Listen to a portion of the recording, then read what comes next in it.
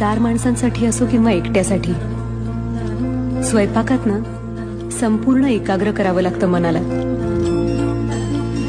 एका माणसाचं जेवण बनवायला तेवढीच मेहनत लागते जितकी 40 माणसांच्या स्वयंपाकाला. हे कधी विसरायचं नाही.